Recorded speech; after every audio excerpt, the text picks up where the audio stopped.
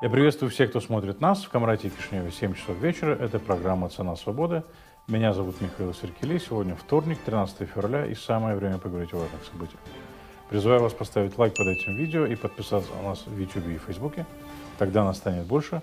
Делитесь этим видео, отправляйте его своим знакомым и близким. Пусть как можно больше людей, особенно в Гагаузии, услышат правду о том, что происходит в автономии, стране, и правду о войне в Украине, которая, несомненно, повлияла и будет влиять на нашу жизнь. Друзья, в первой части выпуска мы поговорим с Андреем Курарару, экспертом Watchdog, о причинах поездки Шора в Москву. Во второй части мы поговорим с Юрием Демчогло, главой Ассоциации гагаузских сообществ Украины, о ситуации на зерновом рынке, ситуации в Украине и интервью Путина Такеру. В третьей части мы поговорим с Юрием Рижа, директором Ассоциации экспортеров зерна Агрочереале, о причинах протестов молдавских фермеров. Не переключайтесь, скоро вернемся. Друзья, в этой части выпуска я предлагаю поговорить о том, какую ставку и на кого ставку делает Москва в Молдове в этом новом политическом сезоне. Как вы знаете, у нас предстоят президентские выборы, и, судя по всему, пройдет референдум по вопросу европейской интеграции, о том, поддерживают люди европейскую интеграцию или нет. Мы видим, что на левом фланге активизировались определенные игроки, в частности Шор, который недавно побывал в Москве. С чем это связано?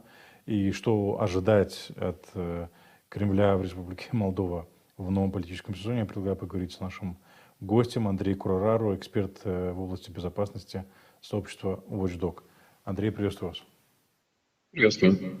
Ну, во-первых, благодарю, что нашли время прийти к нам в эфир и прокомментировать ситуацию. Вот Шор появился в Москве. С чем это связано? Почему Москва его принимает, и что мы из этого должны понимать? Ну, во-первых, надо понимать, что уровень принятия Шора не самый высокий. Мы видели, что он встречался с господином Калашниковым. Это человек, который курирует СНГ, казалось бы, важная персона, но в то же время мы понимаем, что он представляет КПРФ, псевдооппозицию в системе российской власти. Хотя понятно, что это больше полюс власти, чем другое, но это также дает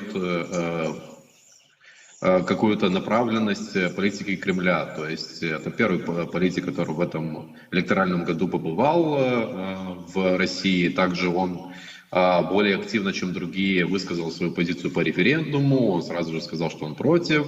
В России он сказал, что он за интеграцию в ЕАЭС. И интересно, что в том же, на том же уровне мы видим некоторую молчаливость других традиционно пророссийских партий, типа социалистов или коммунистов. Я думаю, что они еще думают, как сделать так, чтобы не повредить собственной партии потенциальным бойкотом референдума, потому что очень сложно будет реализовать какую-то стратегию, типа голосуйте за нашего кандидата, но не берите бюллетень на референдум. Это очень сложно объяснить и потенциальному выборщику, но и вообще как стратегия. То есть проще сказать, идем на голосование, голосуем нет. В этом смысле я думаю, что Шор более активен и более способен на какие-то результаты. Мы видели массивную коррупцию на выборах местных и выборах в Гагаузии также. Это, по-моему, может повториться, если государственные органы не смогут пресечь те потоки финансов, которые помогали этим коррупционным схемам, а чтобы остаться дома и получить за это энную сумму денег, это еще проще, наверное, чем реализовать какие-то схемы типа карусели или что-то подобное. Ну хорошо, а для чего он поехал в Москву? Там обсуждались какие-то будущие планы, кто какие роли будет выполнять, и в том числе и возможное взаимодействие с левой оппозицией здесь или как? Я думаю, это координация видений. Я думаю, что в любом случае оппозиции надо выбрать кандидата, который будет представлять левый фланг в молдавской политике, традиционно пророссийский, и это должен быть не стыдный кандидат, который сможет хотя бы какой-то электоральный результат показать. В этом смысле, наверное, Шор более эффективен в смысле политтехнологии, поэтому его вызвали, может быть, первым, либо его вызвали как некоторого псевдокуратора Республики Молдова, так как его власть, его рейтинги политиков, которые связаны с его партией, как правило, растут. У всех остальных тренд идет вниз. Плюс, я думаю, есть и усталость от тех лидеров пророссийской оппозиции, которые традиционно себя представляли как открыто пророссийскими, а также очень сложно координировать, например, с теми, которые мы подозреваем, что являются пророссийскими, типа господина Кику или господина Чебана, но которые официально поддерживают проевропейский курс, либо играют в молчанку на данный момент и не выдвигают каких-то позиций по этому вопросу. Ну хорошо, а как вы объясняете то, что у остальных падает? Я так понимаю, вы имеете в виду партию социалистов или блок коммунистов и социалистов по сравнению с Илоном Шором. Вы назвали одну из возможных причин, это усталость.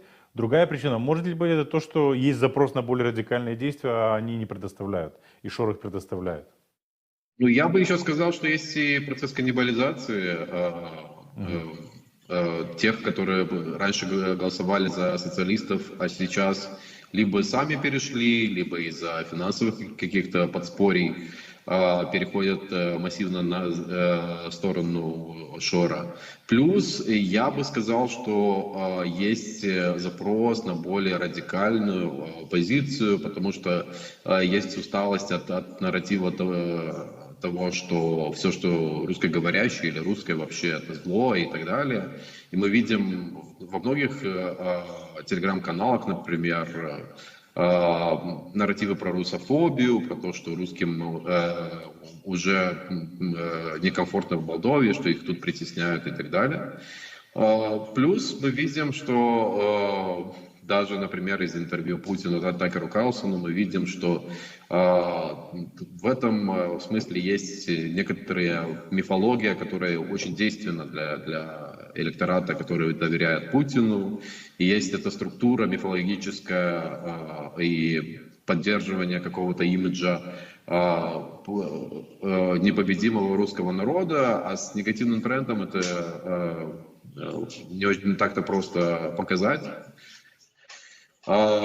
Плюс я бы сказал, что элиты на левом фланге очень-очень слабо меняются. Я бы сказал, это и про правый фланг, кстати. Мы не видим новых политиков, которые бы активно боролись за европейскую интеграцию, либо у них такие рейтинги, которые не могут их пропульсировать в парламент. В этом смысле я думаю, что весь этот комплекс факторов дает возможность того, что Россия может, скажем так, видеть и в Шоре более перспективный проект, но я не думаю, что это будет единственный проект. Потому что, как правило, Россия ориентируется на 2, 3, даже 4 сценария и акторов, которые могут им помочь, как и на национальном уровне, так и на региональном. Ну хорошо, а вот такой вопрос, потому что две компании, какова может быть тактика на референдум и какова может быть, потому что вы сами сказали, нельзя, вернее, сложно будет призывать людей идти голосовать на выборы, потому что им придется призывать людей идти на выборы и голосовать за своего кандидата, там явно будет какой-то кандидат, и в то же самое время призывать не голосовать за референдум или не участвовать в референдуме. То есть как бы тут может быть какая-то погрешность и очень большая погрешность. Да?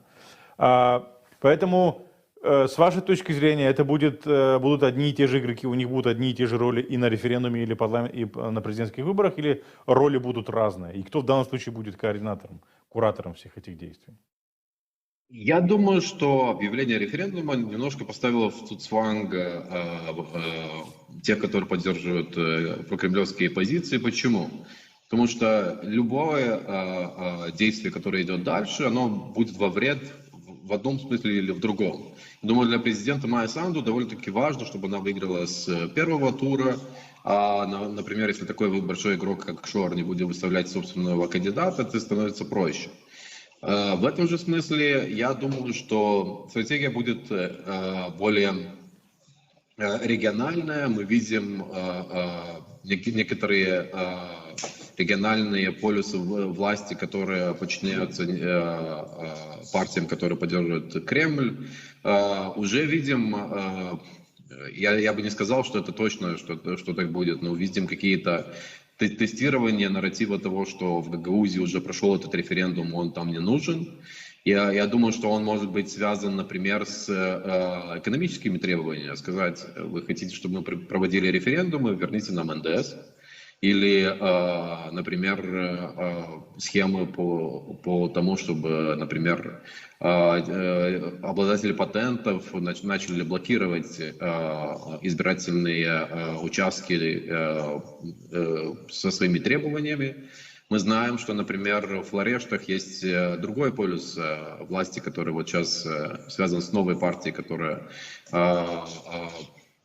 более или менее понятно связан с Плохотнюком. Есть традиционный полюс власти в Аргееве, где, скорее всего, будет бойкотироваться референдум. Но в то же время надо понимать, что если, например, президент Санду выигрывает с каким-то там баснословным рейтингом типа 60-70 из первого тура, то это очень больно может ударить по рейтингу других партий. Это хорошее подспорье для ПАСа в следующих парламентских выборах, которые уже не за горами.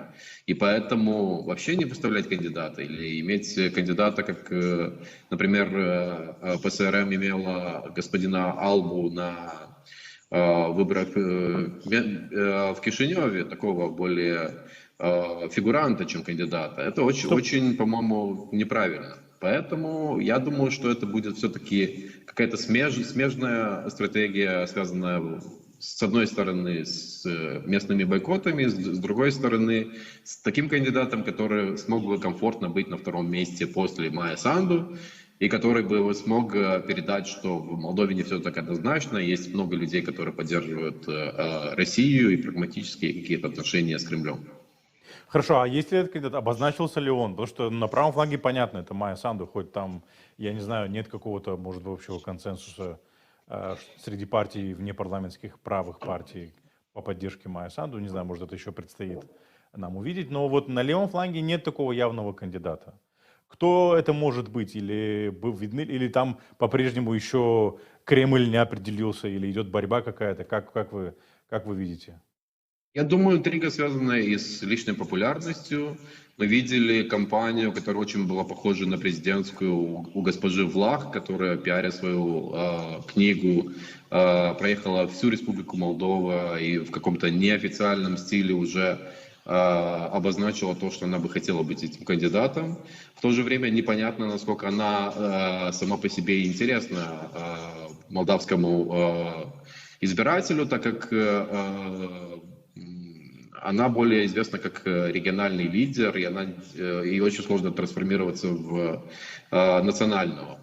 Мы видели фотографии, которые выставлял господин Чабан о том, что он хорошо говорил с ПСДЕ. У партии МАН большая проблема в том, что это партия только Кишинева, у них нету региональных каких-то ячеек, и если они вместе с ПСДЕ сделают, я не знаю, либо блок, либо создадут совместную партию, это будет идеально для Чабана, чтобы он пошел в большую политику, но в то же время, если он пойдет кандидатом в президенты, это немножко ударит по его электорату, который ожидает от него результатов в Кишиневе. И сейчас скандал за скандалом показывает, что особенно с финансовой части у Кишинева не все так хорошо. В этом смысле я думаю, что еще возможен третий какой-то кандидат, который более толерантно примет и Кремль, не можем со счетов снимать кого-то типа госпожи Гречаной, который может быть нейтральной, за которым могут агитировать все, в принципе, левого толка партии, так как она, в принципе, не так агрессивно, например, себя вела к другим партиям. Но я думаю, что на данный момент интрига между этими двумя кандидатами, либо госпожа Влах, либо господин Чабан, и будет зависеть, конечно, от рейтингов, которые мы увидим ближе к выборам. Да, но со стороны Ирины Влах это больше демонстрация того, что она готова и хочет стать единым кандидатом, но не столько демонстрация того, что ее, скажем так, в Москве определили как главного кандидата левого фланга. С другой стороны, с Иваном Чебаном, опять же, это мои личные ощущения, там мы не видим каких-то демонстраций с его стороны, каких-то президентских или национальных амбиций, как национального такого лидера, который готов объединять. Во всяком случае, я их не вижу. Не знаю, поправьте меня, если я ошибаюсь.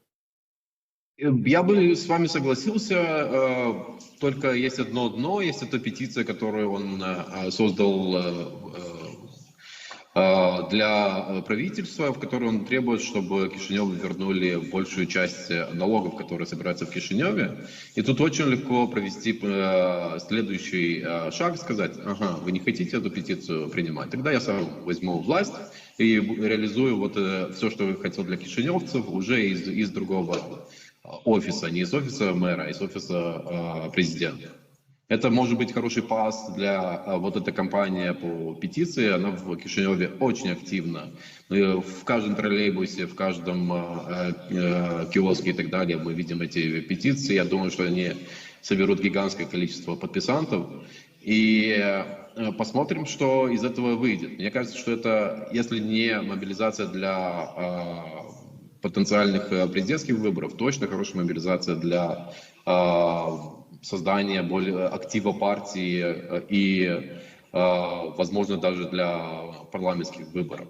В этом смысле я бы еще не считал его вышедшим из этого процесса. В то же время не хочу входить в конспирации, но, как правило, нету только одной башни Кремля, которая курирует Республику Молдову. И возможно, что некоторые башни Кремля видели бы госпожу Влах как приятного кандидата или приемлемого, а другие видели бы господина Чебана как такого потенциально нейтрального, но у которого хорошие связи с Кремлем, и который знаково протестовал против подписания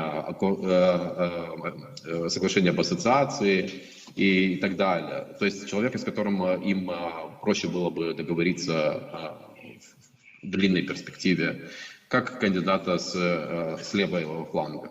Поэтому я думаю, что все это кристаллизуется ближе к выборам, еще в связи с тем, что у нас активизировалась даже борьба с политической коррупцией, и многие из этих кандидатов, например, вот та же компания госпожи Влах, я не знаю, насколько это подпадает под уголовный кодекс этот с коррупцией, но я бы увидел тут некоторые правонарушения в том, что она начала свою кампанию так рано.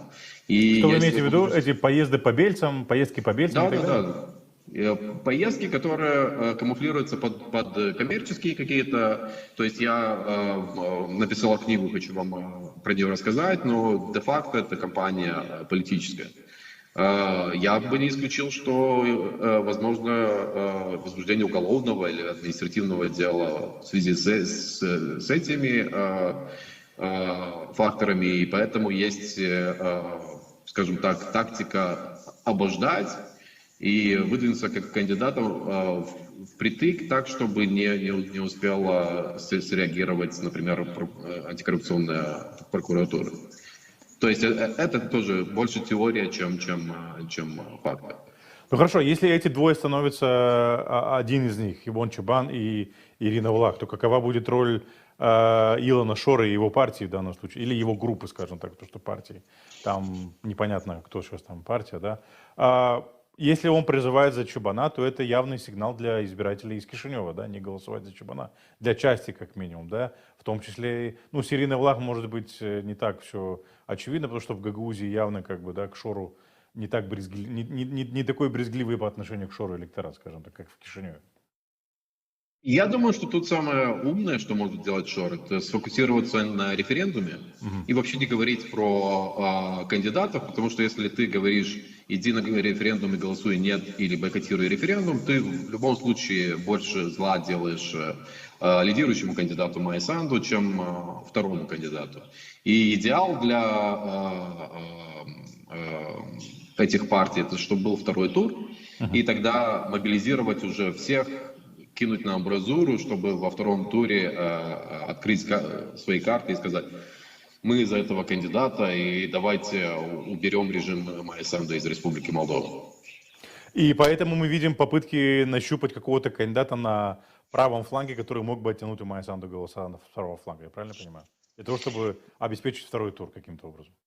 Я думаю, у нас будет очень длинный список кандидатов на президентство. Мы видим очень мало сговорчивости, так как со стороны ПАС, так и со стороны внепарламентских правых партий. Понятно, что есть усталость у многих лидеров от режима, который есть. Особенно, что не надо забывать, что у нас почти 3 года был режим ЧП, и это очень било по возможности этих партий даже действовать и так далее.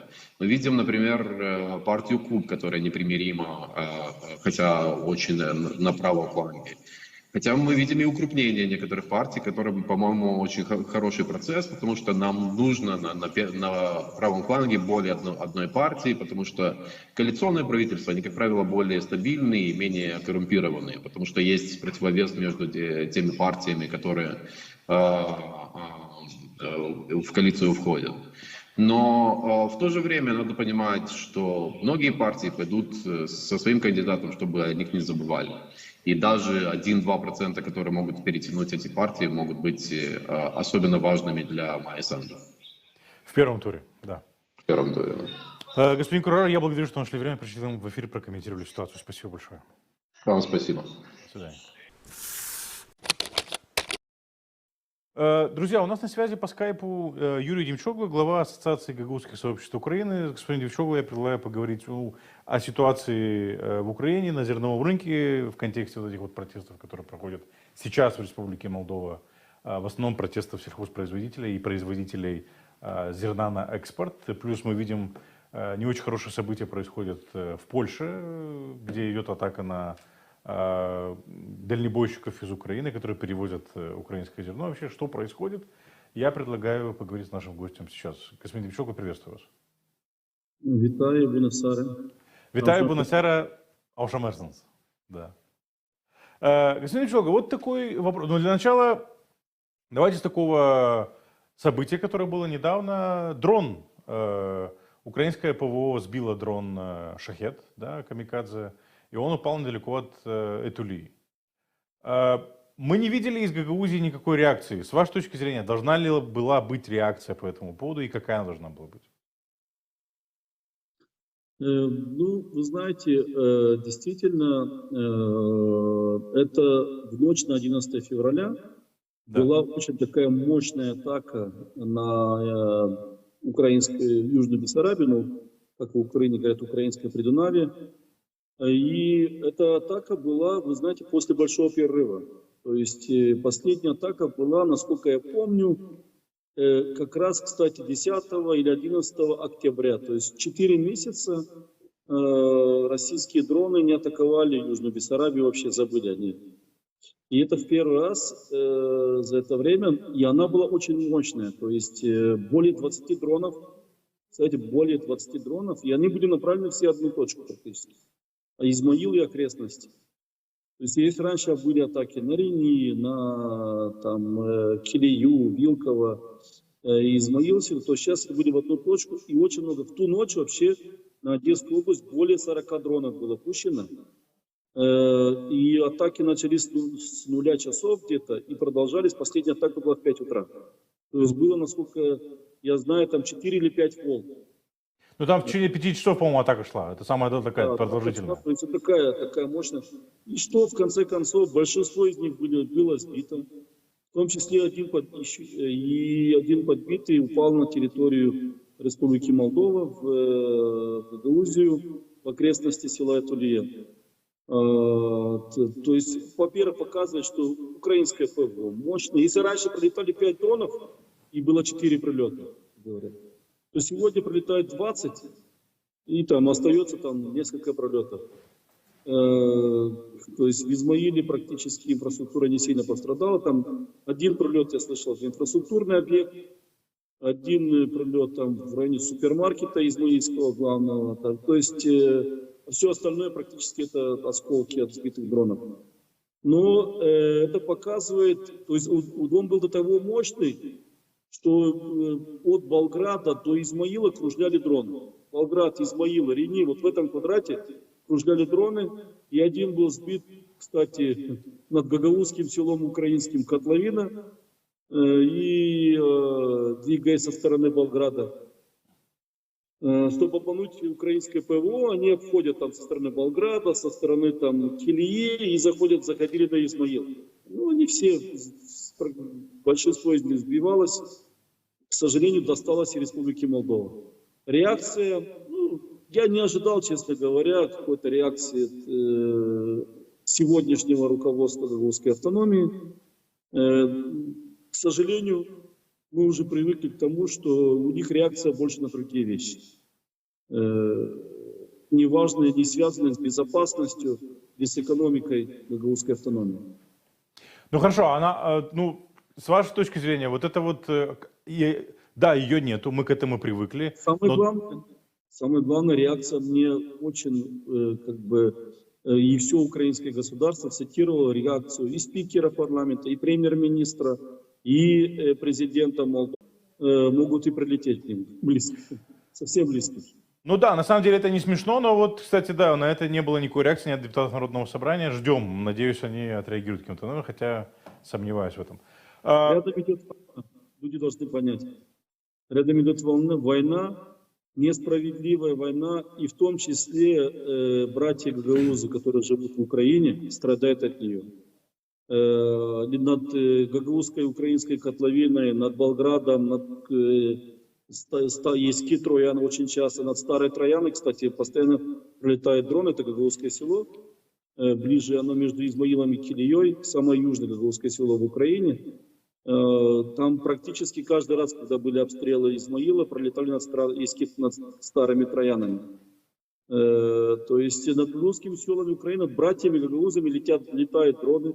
Братья гагаузы погибают, к сожалению, в этой войне, сражаясь за свою родину. А с Гагаузией никакой реакции, но мы к этому привыкли. Я вот недавно приводил пример, я, будучи помощником губернатора, война застала 24 февраля, меня в должности, вы знаете, штатного советника губернатора, да, в том числе и военного губернатора, и первые месяцы войны практически все турецкие телеканалы, государственные и частные, это в том числе ТРТ, CNN, Türk Haber, ежедневно практически брали у меня в прямом эфире репортажи, потому что есть тюркоговорящий должностное лицо. Им рекомендовало и посольство Турции в Украине, и консульство турецкое. А наши ГРТ в том числе никогда у меня интервью не брал. Ни разу. То есть у меня, кроме турецких каналов, у меня Франц Пресс брал, там Deutsche Welle, Deutsche, но немецкие, французские каналы. Ну и Нокта, конечно. И Нокта, естественно. А я уже не говорю про турецкие, которые у меня каждый день, практически в течение первых 2 месяцев войны, ежедневно. Анадолу Ажанс, государственное агентство. Для ГРТ не существует гагаузов в Украине, я так понимаю, особенно в военный период. К сожалению, да. Атака, как вы ее связываете? Почему она такая продолжительная? Кошмарят? Что, какова цель, с вашей точки зрения? Это непрерывная атака, они продолжают ее и будут продолжать без конца. Ну, после этого, кстати, вот с тех пор 2-3 дня перерыв, дроновых атак не было. Россия, к нашему счастью, к сожалению, не может уже такие мощные атаки делать ежедневные. То есть им после каждой или ракетной, или дроновой атаки нужна передышка, особенно такой массированной. Но я так думаю, что система ПВО вокруг Одессы очень мощная. И в том числе, наверное, из-за того, что Дунай спокойно, часть ПВО перешло под Одессу, я так думаю. И из-за этого, чтобы рассеять украинское ПВО, в том числе вернулись на Дунай, они бессмысленны, потому что после открытия Одесского коридора смысла в обстреле дунайских портов нету. 90% груза ушло на Одессу, Черноморский, Южный. То есть Дунай в грузоплане, грузооборота и важности, логистической важности уже не тот. Ну, пусть летает, как, знаете, извините за сравнение, но как тот алкоголик, знаете, который привык ходить в одну водочную лавку, вот, наверное, по привычке, и на Дунай. Говоря о зерне, господин Филипп, объясните, что происходит? Почему польские фермеры так обозлились? Что является причиной этого? Честно, я до конца не понимаю по многим причинам их действий. Во-первых, насколько я знаю, их требования в прошлый раз удовлетворили. Это первое. Во-вторых, насколько я знаю, после вот того события, которое было вчера или позавчера, когда было с фур, с прицепов,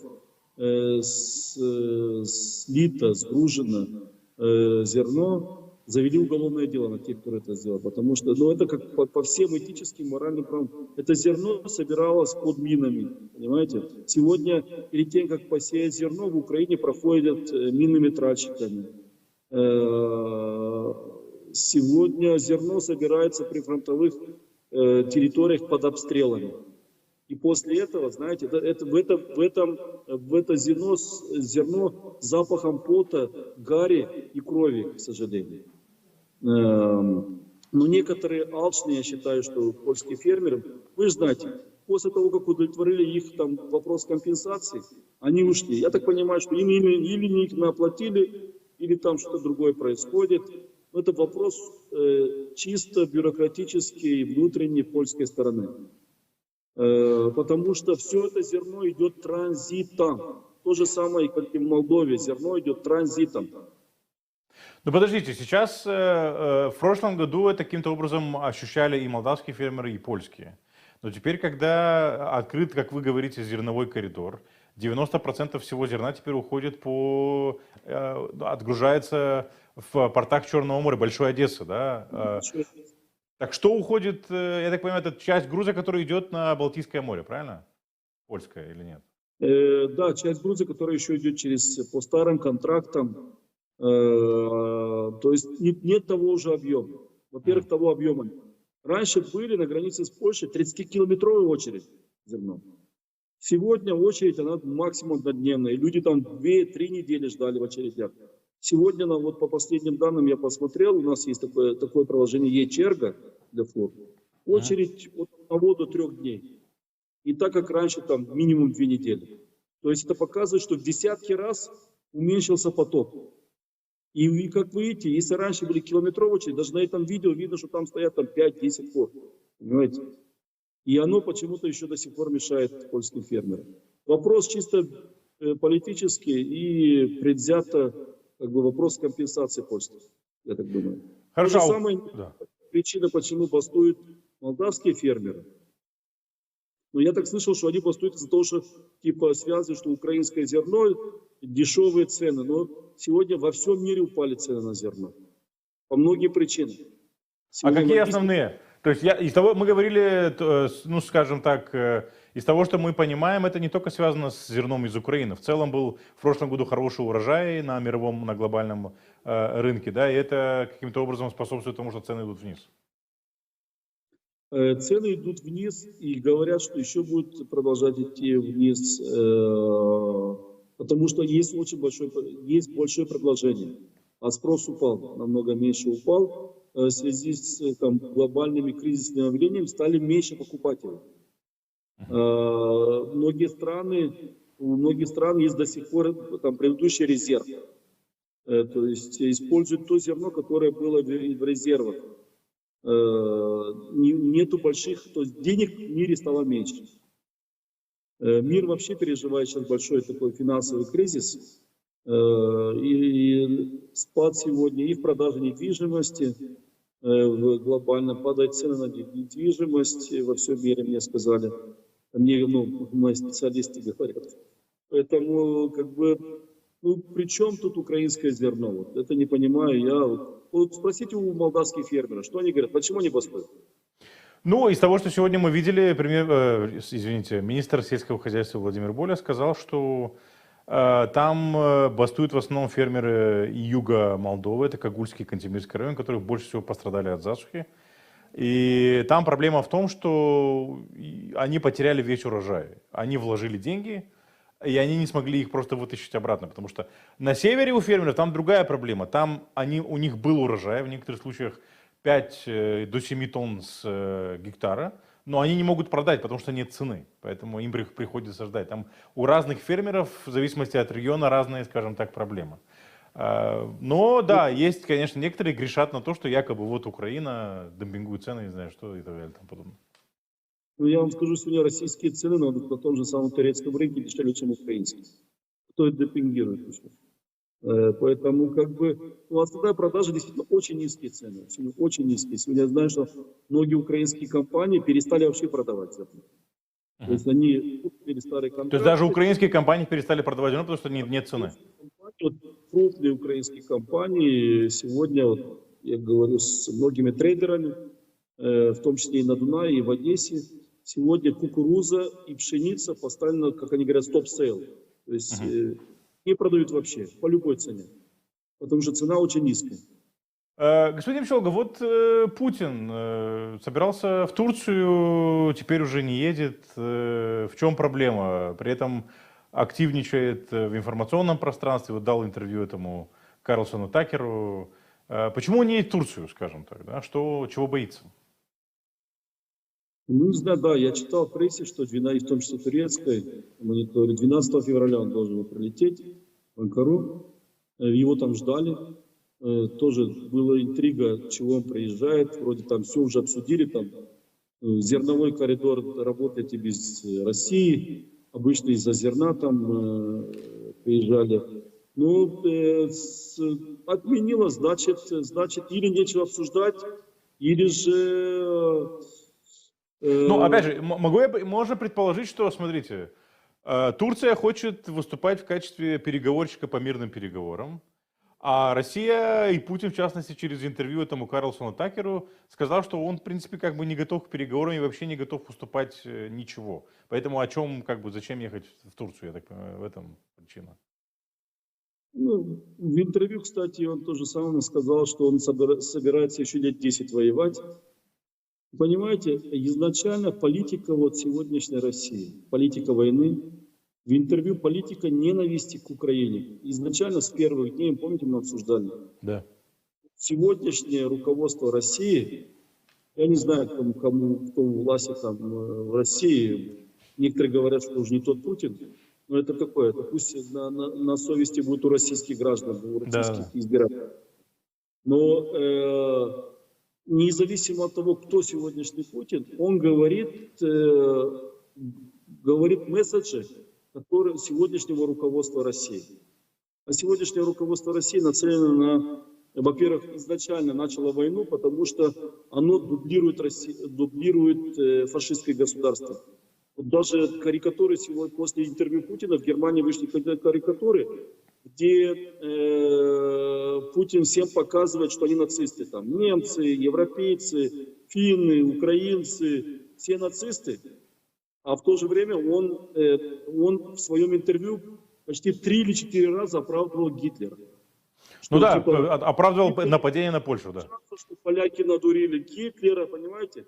А кто тогда надурил Гитлера? Французы надурили Гитлера, когда он напал на Францию. Венгры надурили Гитлера, когда он напал на Венгрию. Чехи, все. Англичане надурили Гитлера чем-то тоже, когда он на них и бомбировал, и пытался тоже напасть на Англию, понимаете? И Советский Союз, получается, тоже надурил Гитлера. Сталин надурил Гитлера. Ну, это вообще, понимаете, несерьезно. Я вам скажу, интервью маразматическое. Полностью фальсификация истории. Полная фальсификация истории. Но самое главное, что, понимаете, для нас, для украинского общества, что человек, руководство России сегодня реально пропагандирует, оправдывает Гитлера, понимаете? под лозунгами и борется с какими-то непонятными фашистами в Украине.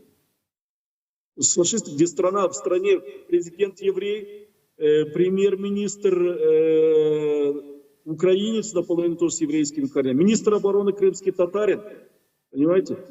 А сегодняшний новый главнокомандующий вооруженными силами Украины этнически русский вообще, который еще в 1986 году заканчивал советскую военную школу. Московское военное училище, по-моему, да? Или что там? Не помню, Владимирское, он родом с Владимирской области. Да, он родом с Владимирской области. Руководство страны еврейское, там, татарское, русское, да. Понимаете?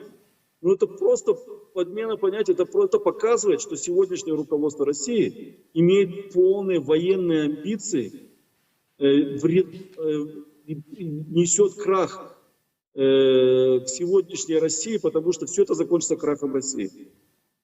Дай Бог, чтобы оно там полным крахом не было, но это вред российскому государству, понимаете? Потому что еще 10 лет назад Россия признавала все мировые границы, мировые законы, и все они сегодня нарушены. А сегодня фальсификация истории, потому что, все, мы правы, тогда хорошо. Знаете, карикатура то же самое вышла монгольского президента, вы видели? Да. Бывший президент Монголии сказал, что вообще-то Монголия претендует на всю Россию, как бы, да? Потому что, потому что Монголия была до Москвы, до Пскова Монголия была. Но Монголия мирная страна, и она никому не угрожает, в отличие от России, да.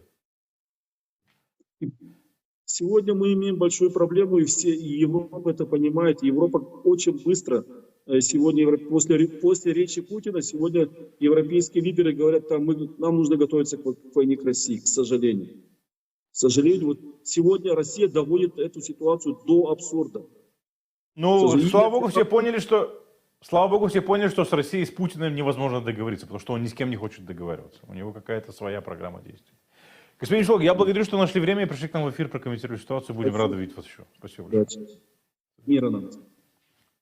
После перемог. И перемоги Украины. Да.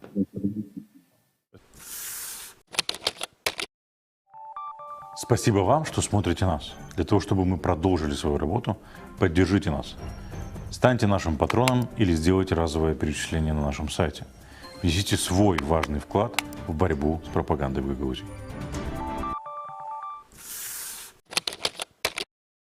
Друзья, возобновились протесты фермеров. Это явление не только в Республике Молдова. Мы видим, что и по всей Европе практически идут. Но эти протесты в разных странах, проводы и причины по-разному. Но у нас протестуют фермеры, производители зерна на экспорт, да, в основном.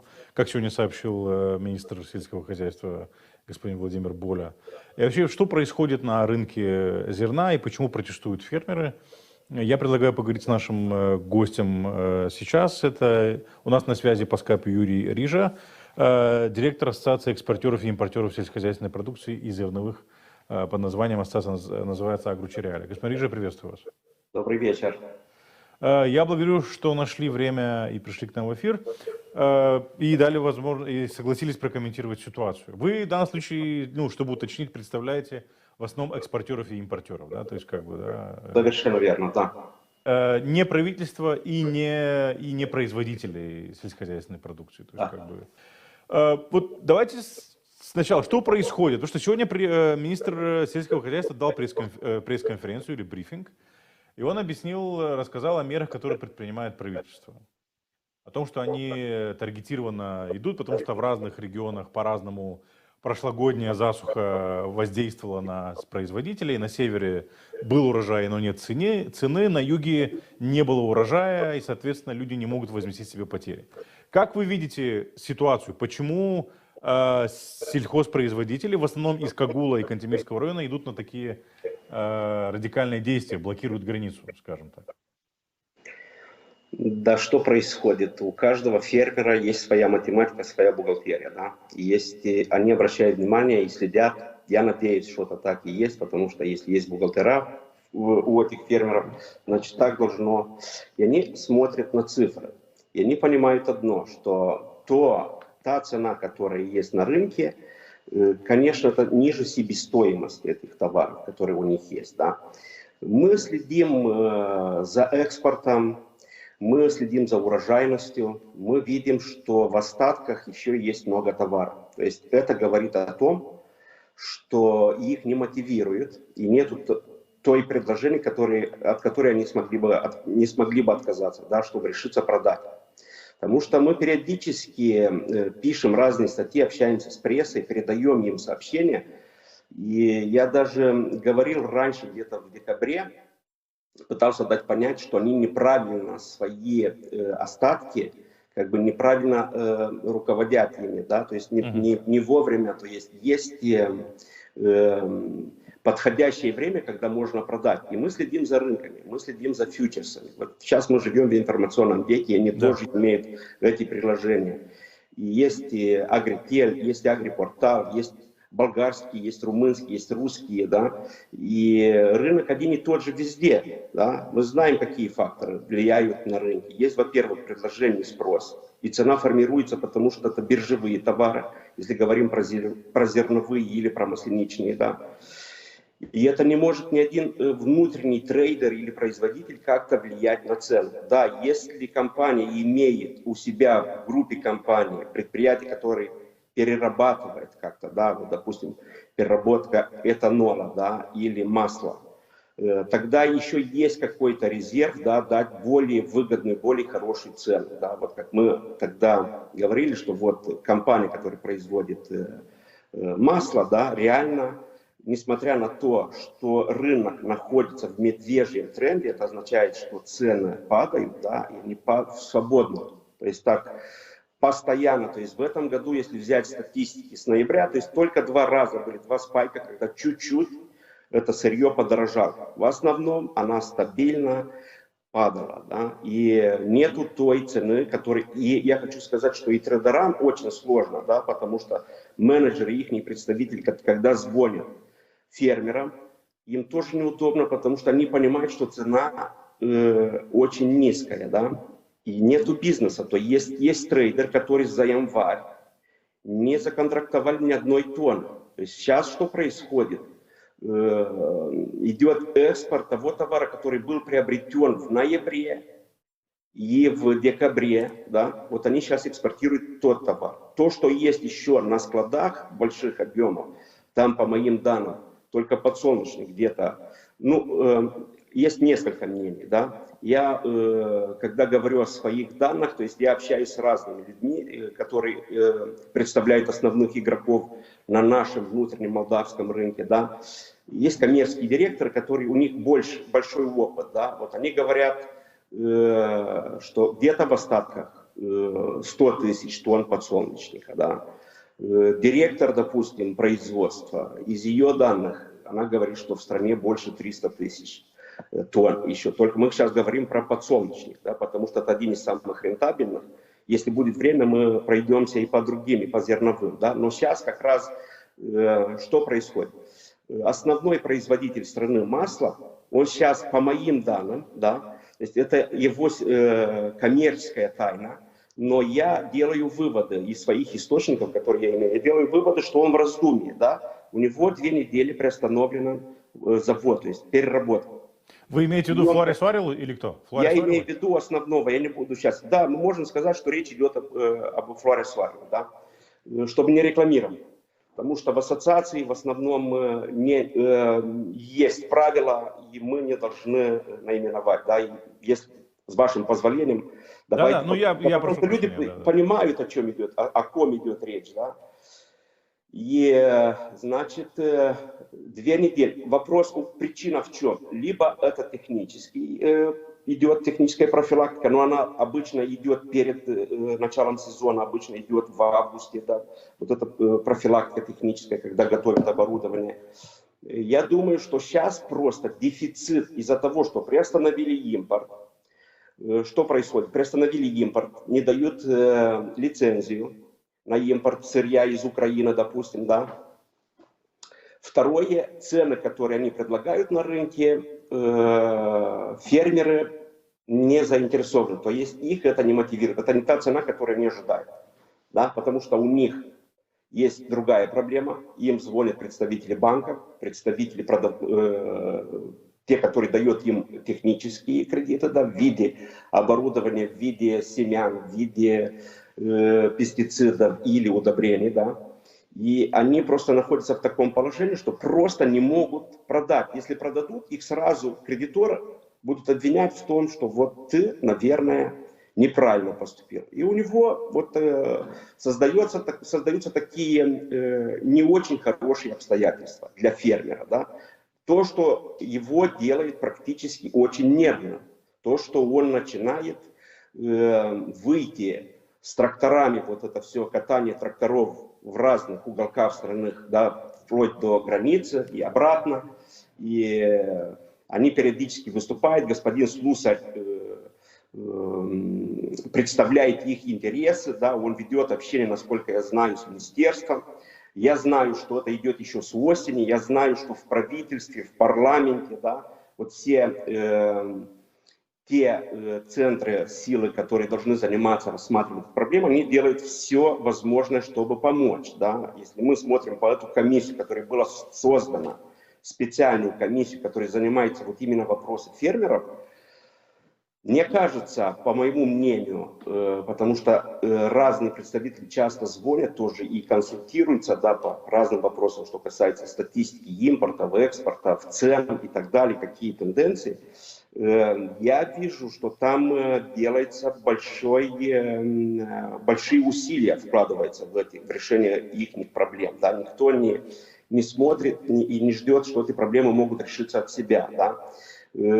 Даже смешно иногда, что замминистра, да, вот будем говорить про Василия Шарбан, он превратился из замминистра, да, обычно у нас стереотип, что замминистра — это шикарный кабинет, что человек там отвечает на звонки, то если он бегает по разным инстанциям, да, в том числе взял на себя вопрос с форс-мажорной, вот, с метеоцентрами, да, и с торговой палатой, да, и помогает вот тем людям, которые на самом деле имели проблемы, помогает установить вот эти обстоятельства, в каком размере. Это одно. Второе, опять Василий Шарбан ходит по банкам, насколько я знаю, и встречается на самых высоких уровнях с директорами, то есть с теми факторами влияния, которые принимают решения, пойти навстречу этим фермерам, да, чтобы как-то разбить или издавать другие графики погашения этих кредитов.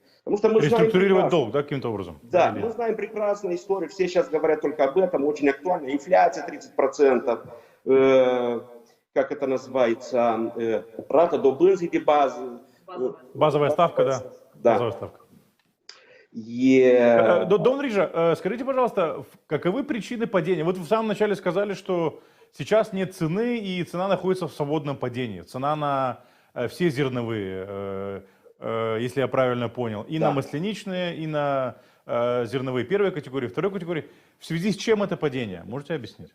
Да, мы можем объяснить. Я упомянул, что зерно масляничное это является биржевыми товарами. То есть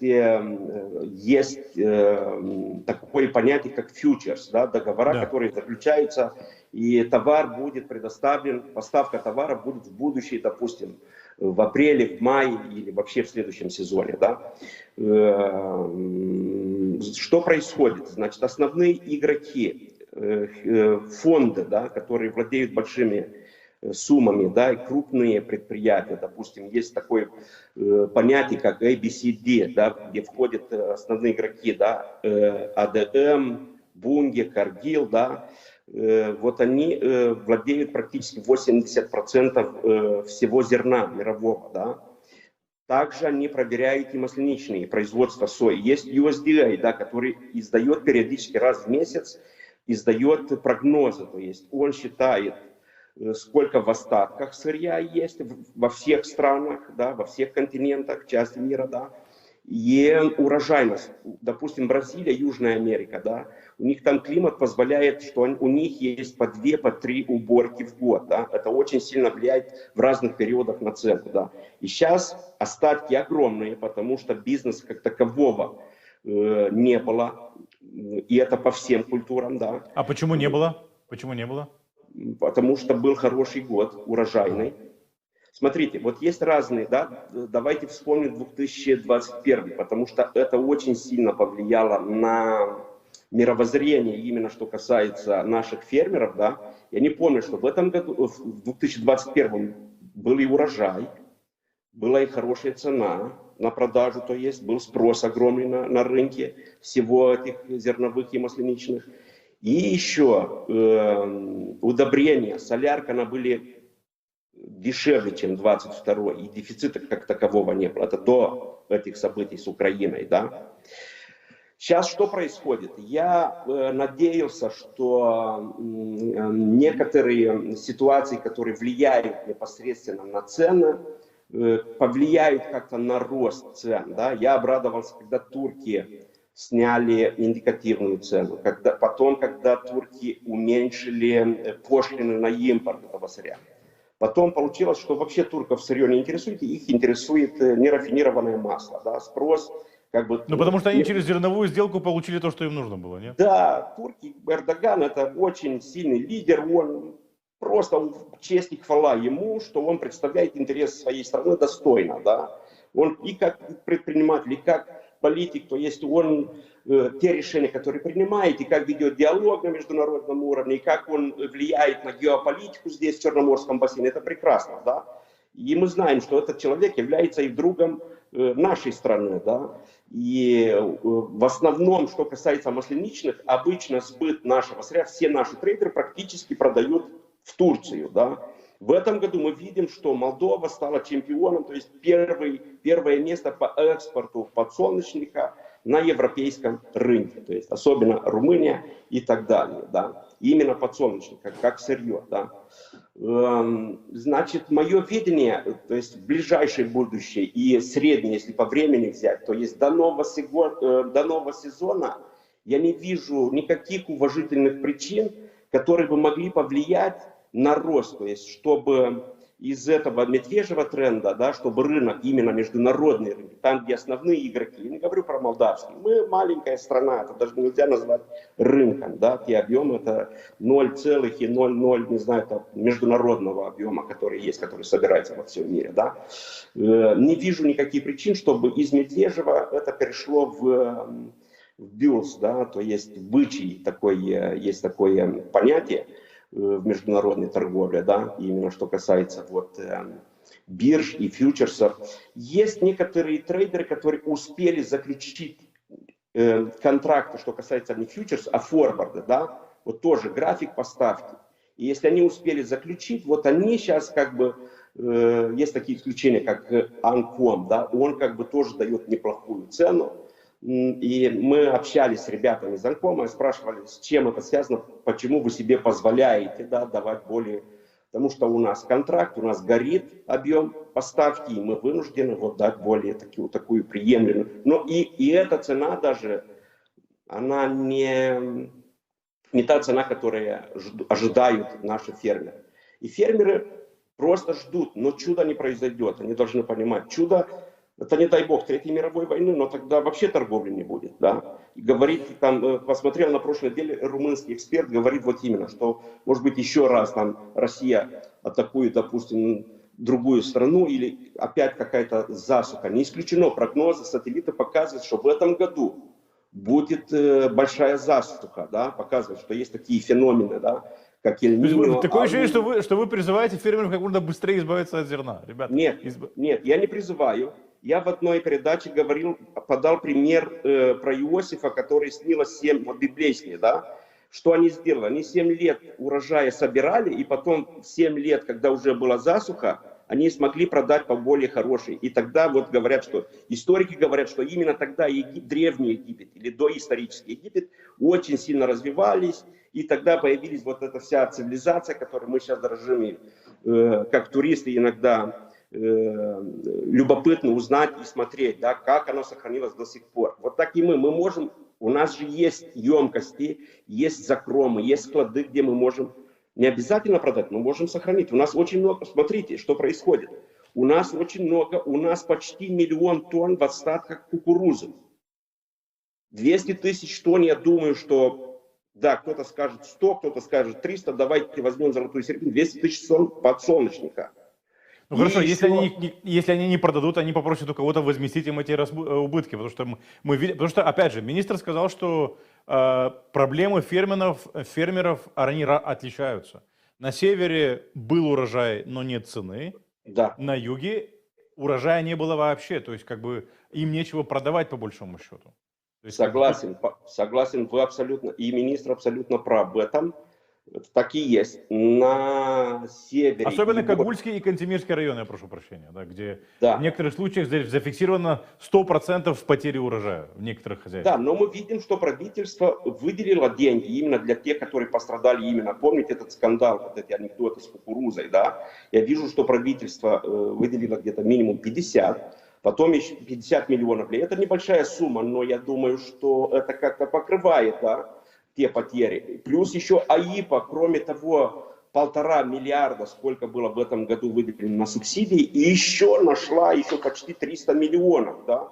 Плюс правительство в прошлом году и в этом году рассматривает, как вернуть фермерам НДС. Мы знаем, что уже есть бюджет на новый 2024 утвержден, мы знаем, какие доходы планированы, мы знаем, какой дефицит ожидается. Несмотря на то, что почти 48% из этих доходов госбюджета это НДС, да, там, насколько я помню, в НДС это больше 32 миллиарда леев в НДС, то есть они думают, вот как и возмещать вот этот НДС в виде налогов, да, то, что где они платят налог подоходный или другие, экологии и другие, то есть налоги, да, которые есть у фермеров, то есть они готовы вот в том размере, у которого у них собирается в дебете НДС, они их возмещают, то есть они за счет этого НДС как бы компенсируют вот на другие структуры налогов, которые не имеют.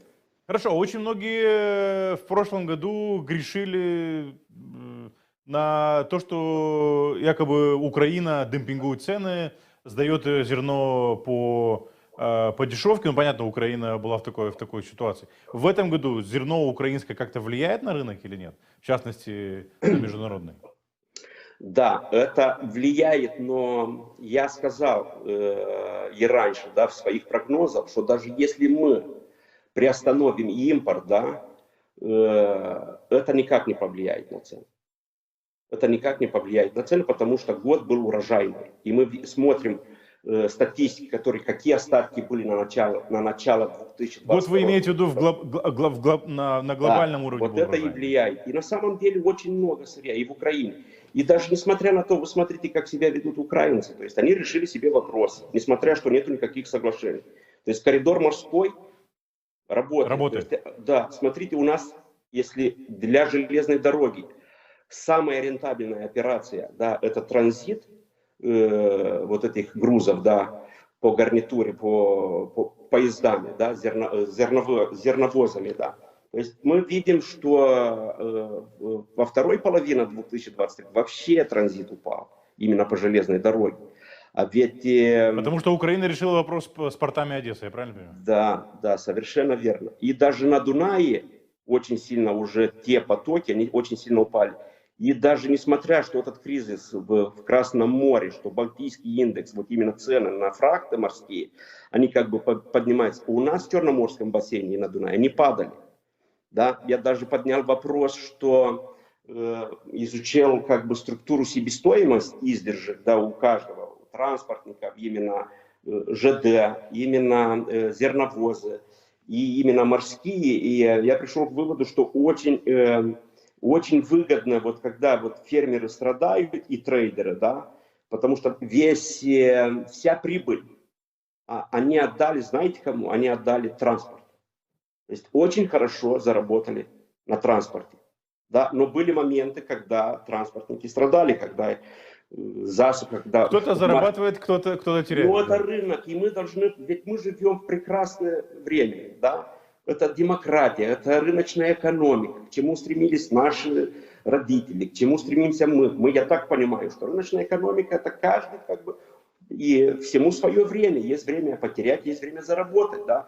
Когда фермеры заработали в 2021 году по 15 тысяч чистой прибыли на подсолнечник, они как-то не жаловались тогда, что у нас все в шоколаде, да? Ну, А мы сейчас, очень ждем... когда Да. у них чуть-чуть тяжелее, то есть уже виноват кто? Виноват Савелий, виноват Важа, виноват другие, Михаил Николаевич и так далее. Понимаете, то есть о чем идет речь?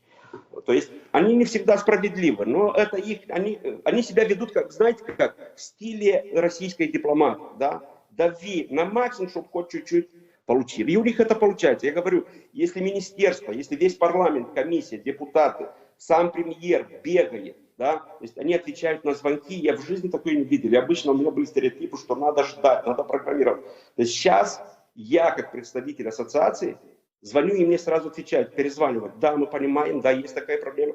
То есть приятно иметь дело. Я думаю, что это может быть и благодаря и фермерам наше правительство и наши представители власти поменяли чуть-чуть отношение к нам, да, ко всему рынку реальному, да. Но я говорю, реально приятно иметь дело со всеми, и с министрами, и со всеми, даже с простыми сержантами приятно иметь дело.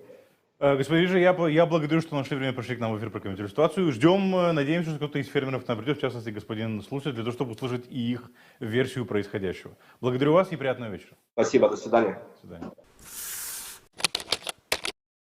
Друзья, таким был сегодняшний день, таким был сегодняшний выпуск «Цена свободы». Не забывайте подписываться на нас и делиться этим видео. Увидимся завтра в это же время. До свидания.